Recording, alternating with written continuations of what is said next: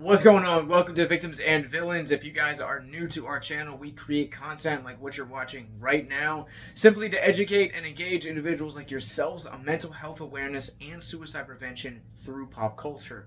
My name is Captain Nostalgia. I am a writer, podcaster, and the director of our film festival entitled Horrific Hope. If you guys would like information on more podcasts, more movie reviews like this, and links to submit your film, along with all of our social media, Patreon, how to support us either via monthly or a one-time donation, all of those are in the show notes below, and most importantly, so is our mental health resource library.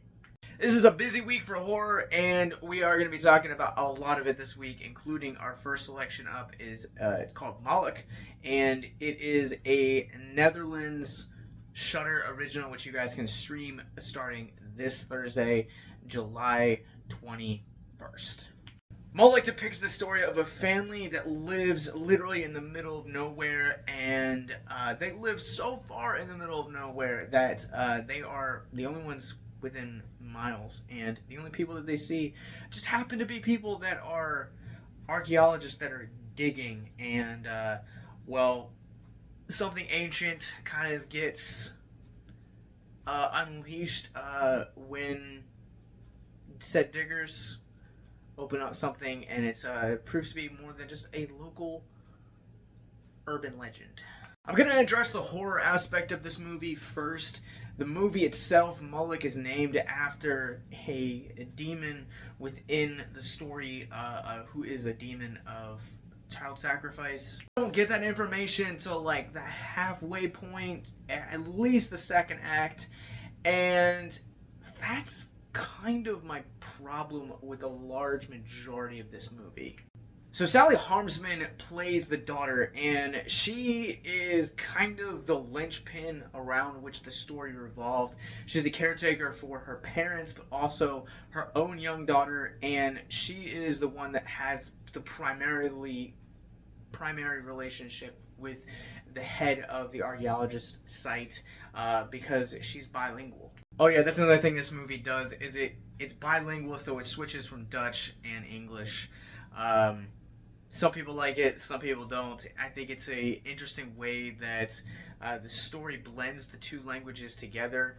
That kind of revolves around Beatrice's kind of day-to-day, day-in, day-out routine with taking care of not only her own family, but also at the same time she's been experiencing these like visions of men covered in shadows. The film really kind of builds up the suspense elements, but they don't ever actually do anything with it. And that's largely how this movie kind of maneuvers around the horror elements.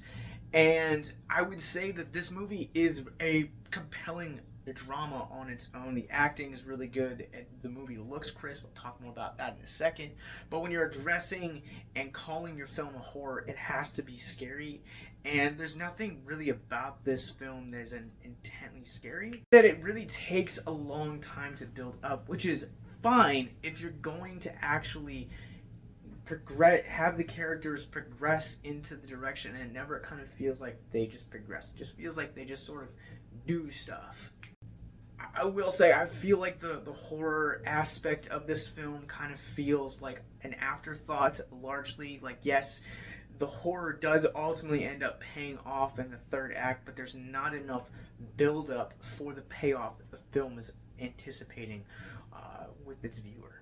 It's kind of largely where the movie lost me. Like, I found myself, by the time the third act starts rolling around and the horror hits its heights, I just didn't care enough about them, because I'm like, they literally haven't built up this enough to kind of pay up. It's kind of almost like they just decided one day that they were going to do a family drama, and then halfway through production they're like, you know what, actually we're going to do a folk horror kind of story, and just kind of piece them in together. You gotta put this into another light of how this movie uses horror, it feels like this.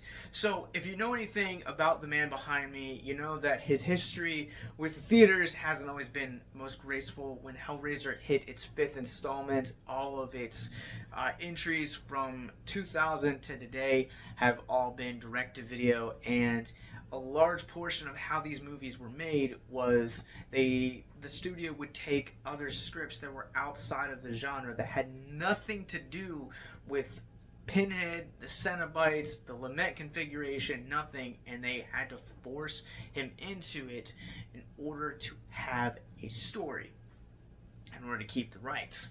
And that's largely how this movie uses horror. It feels like they wrote this really compelling family drama, and then when they went back in to revise some of the elements in it, they're like, you know what, maybe we need to kind of throw in some folklore and some folk horror, and it just kind of comes across really messy. That said, the acting in this is truly phenomenal. I really love Harmsen. I think she does a really compelling job. Even without some of the more compelling elements of this movie, she makes this movie compelling enough to want to pay attention. On the flip side of that, this movie looks gorgeous. I mean, absolutely just stunning. The cinematography, Emo Hemwolf, just looks honestly so crisp. It really has a large, big budget feel to it on probably a rather micro budget, and I really appreciate how crisp everything looks. The lighting is fantastic in this. It uses excellent shadows technique really well, and this movie just looks phenomenal. Music is another big part of this movie that I feel like is accomplished really well. Harmsen's character is a violinist in her spare time, and the movie kind of never really addresses what she does for a living, but you do see sequences where she is recording. She's very active in music. And that said, the score by Elida van der Woot, I hope I pronounced the name right, sounds incredible. There definitely is some endearing tracks in this score, but also it does tension and strings really well as well. As I said, the acting in this movie is really good. The pacing is pretty good for what it is. The biggest hang-up of this movie is just how it uses horror elements. It's not scary. The lore of this movie kind of gets introduced a little bit too late in the movie, and the elements of horror just kind of feel like they're borrowed from other films within the genre that Shudder has put out within the last couple of years. The Reckoning is a great example of that, because I feel like this movie kind of has elements of The Reckoning, but also at the same time also feels like it has elements of The Long Night. Like, there are just elements of this that have been used by better movies.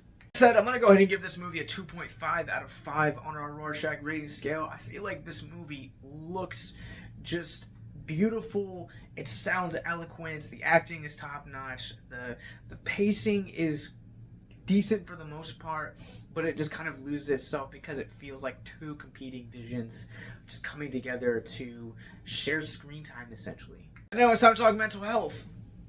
If you guys are new to our content, Mental Health Moment is where we take a theme of mental health from the film of which we're reviewing, talk about it for a few moments, in hopes to deconstruct the stigma surrounding mental health. There's a scene very early on in this movie where Harmsen's character has to take her mother to the doctor, and the doctor is kind of explaining why her mother is experiencing a lot of the things that she's experiencing, health-wise problems, and she says this line. It says, unprocessed trauma can result in a lot of physical symptoms.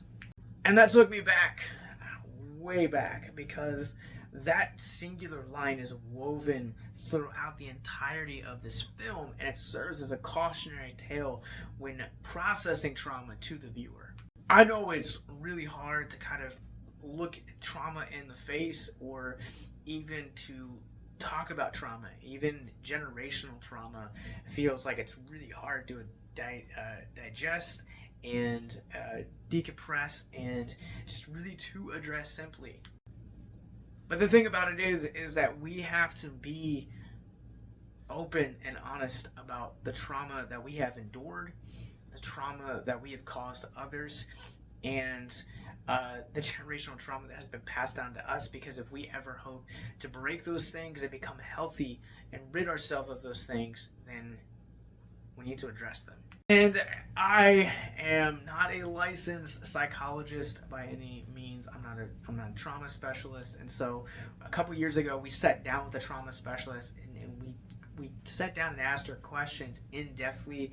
And I am going to provide a link for that in the descriptions below, because it's really important to address and talk about these very topics, because the more that we talk about them and the more open and honest we are with the trauma, the healthier we will be moving into the future. Also, check out the resources in our links below, and make sure that you guys check out Moloch when it hits Shudder beginning July 21st. We'll be back tomorrow talking about another Shudder exclusive with This Is Gwar. Have a good night, guys.